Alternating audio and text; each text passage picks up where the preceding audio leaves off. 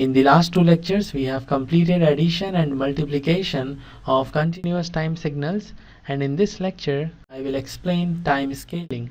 Scaling is of two types. Scaling is of two types. The first one is time scaling, and the second one is the amplitude scaling. In this lecture, I will explain time scaling, and in the next lecture, we will deal with amplitude scaling. This lecture, I will explain the compression or expansion of a signal in time is known as time scaling, and after scaling, the original signal will change. Let's say the original signal is xt, and after time scaling, the changed signal is yt. In time scaling, we multiply the time by a number which is not equal to 0. This means we will multiply t by a number which is not equal to 0. So yt is equal to x inside the bracket. Let's say the number is alpha multiplied with t. So if you compare xt and yt, you will find there is difference in time. Here we have t, but here we have t multiplied by a number alpha which is not equal to 0. So this is what we have to do in time scaling, and there are two cases. In case number 1, mod of alpha is greater than 1. This means alpha belongs to minus infinity to minus 1 union 1 to infinity. This is the range of alpha, and this clearly means alpha is not equal to numbers like 0.1, 0.2, 0.5, etc. So mod of alpha is greater than 1 in case number 1, and this is the case of time compression. You will see why this is the case of time compression when we solve one example. In this example, I will take signal xt, and this signal xt is equal to 2 when time t is less than or equal to 2, and when time t is greater than or equal to 0. And when you plot this, you will have waveform like this. X-axis is for time t, this is 2, this is 0, amplitude is equal to 2, and now we want to scale the time, and let's say alpha is equal to 2. This means we have to find out x to t, because alpha is equal to 2, and it is very easy to find out x to t. Y-axis is for x to t and x-axis is for time t. You can see one thing, we have kept the time axis same. Here the time axis is for t, and in this case also the time axis is for t. Now using this, we will find out x to t. In this waveform, you can see when time t is equal to 2, this is the value of the signal. So x2 is equal to 2, and when time t is equal to 0, this is the value of the signal. So x0 is also equal to 2. And in this case, I want to calculate x to t when time t is equal to 0.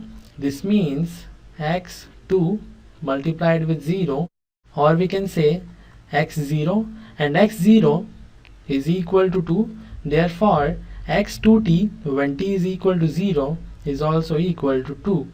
When t is 0, x to t is equal to 2. Now we will find out x to t when time t is equal to 1. This means x2 multiplied with 1, which is equal to x2, and x2 is equal to 2. Therefore, x to t is equal to 2 when time t is equal to 1. So when t is equal to 1, the signal is equal to 2. Now we will join these points, and this is the waveform of the signal x to t. You can see there is compression of the signal. In this case, this was the waveform, and in this case, this is the waveform, and when you compare the two waveforms, you will see there is compression in the waveform. So this case, when mod of alpha is greater than 1, is case of compression. This is case of compression. Now there is one shortcut to solve this types of problem. If you see the waveform of signal x2t, you will find x2t is equal to 2 when time t is less than or equal to 1 and when time t is greater than or equal to 0.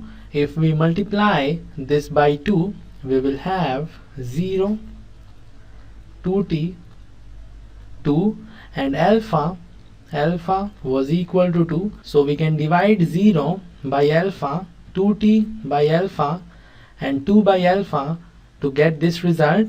And you can see xt is having the amplitude equal to 2, x2t is also having the amplitude equal to 2. So amplitude remains same in time scaling and only the time will change. So to obtain the changed signal, we need to do two things. First thing is to keep the amplitude same, and second thing is to divide the alpha t axis by alpha. In this case, alpha t axis was 2t and alpha is equal to 2. So we divided 2t by 2 and it gave us t. We divided 2 by 2 and it gave us 1, and dividing 0 by 2 will give us 0. So this is what we have to do in shortcut method. This method will be more clear when we will discuss the case number 2. In case number 2, mod of alpha is less than 1 and alpha is not equal to 0. Therefore alpha belongs to -1 to 0 union 0 to -1. This is the range of alpha, and this means alpha is equal to 0.1, 0.2, etc. So alpha is not an integer in case number 2, and case number 2 is the case of expansion. Let's take the same signal as in case number 1 and alpha is equal to 0.5. The first thing is to keep the amplitude same. We will keep the amplitude same, and the second thing is to divide the alpha t axis by alpha. Here alpha is equal to 0.5, so we will divide 0.5t by 0.5. This will give us t. So the x-axis is equal to t, and then we will divide this 2. We will divide 2 by 0.5 and this will give us 4. Then we will divide 0 by 0.5, and 0 divided by 0.5 is equal to 0. Now using this information, we can easily plot the changed signal. X-axis is for t, y-axis is for x, 0.5t, because alpha is equal to 0.5.